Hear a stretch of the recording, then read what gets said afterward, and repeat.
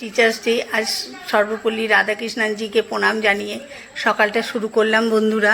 আবারও আমি বেরিয়ে পড়লাম, এগ্রিকালচার ফার্মে যাব, সেখানে বিধানচন্দ্র কৃষি বিশ্ববিদ্যালয় আপনাদের ঘোরাবো। কেমন লাগছে অবশ্যই বলবেন বিদ্যালয় ঘুরে। এটা বর্ধমানে অবস্থিত। চলুন আপনাদের ঘুরিয়ে নিয়ে আসি। এখানে যারা কৃষি বিজ্ঞান নিয়ে পড়ে তারাই এখানে পড়াশোনা করে এবং হাতে কলমে শেখে।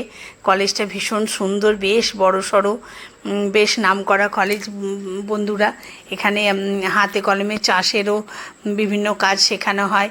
কৃষি মানেই তো চাষ করা, ভুট্টা চাষ হচ্ছে, ধান চাষ হচ্ছে, এত সুন্দরভাবে চাষটা লাগিয়েছে। ধান চাষটা দেখুন, প্রত্যেকটা গাছ সমান।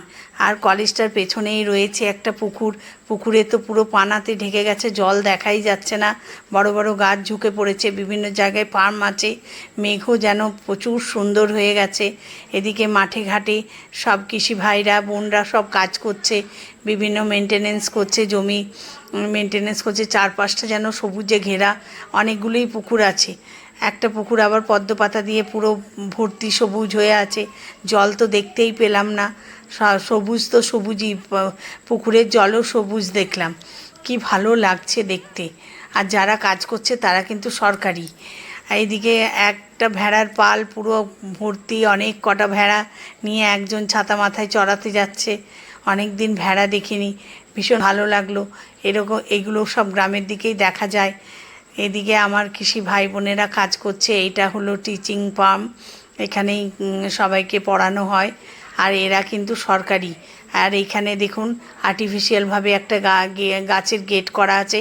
এখানে মাটি উৎসব হয়, আমিও দাঁড়িয়ে আছি। দেখুন মাটি উৎসবে বিভিন্ন চাষিরা সব আসে সবজি নিয়ে, বিভিন্ন বড় বড় সবজি, ঢেঁকি আসে, চালের গুঁড়ো করে, মানে গ্রামের যা যা মাধুর্য সব নিয়ে আসে। এখানে মাটি গাঁথা গেট করেছে, এত ভালো লাগছে বন্ধুরা। আমি কৃষি ভাইদের কাছ থেকে একটি তাল পেলাম, তারা তাল কুড়িয়ে নিয়ে যাচ্ছিল। তার মধ্যে আমিও কটা ফটোশ্যুট করে নিলাম নাতির সঙ্গে। তারা তাল কুড়িয়ে নিয়ে যাচ্ছিল, সেই তাল থেকে আমাকে একখানা দিল। আমি বললাম কত দেবো? 50 টাকা। বলে না, 20 টাকা দাও। কি সরল সাদাসিধে তারা, দেখুন এখনও তাদের মনের মধ্যে প্যাঁচ নেই। 20 টাকা নিল, নিয়ে আমি তালটা নিয়ে এলাম। ভীষণ সুন্দর পাকা তাল। এই যে এই ভদ্রলোকই আমাকে দিল, সে কিছুতেই বেশি পয়সা নেবে না, বলছে তাহলে কি আছে, মাঠে ঘাটে খাটছে, খুব মায়া লাগে দেখে, কিন্তু কিছুতেই এক্সট্রা পয়সা নিল না। ভীষণ ভালো লাগছে। এবার ফিরছি বাড়ির উদ্দেশ্যে। আপনাদের কেমন লাগলো?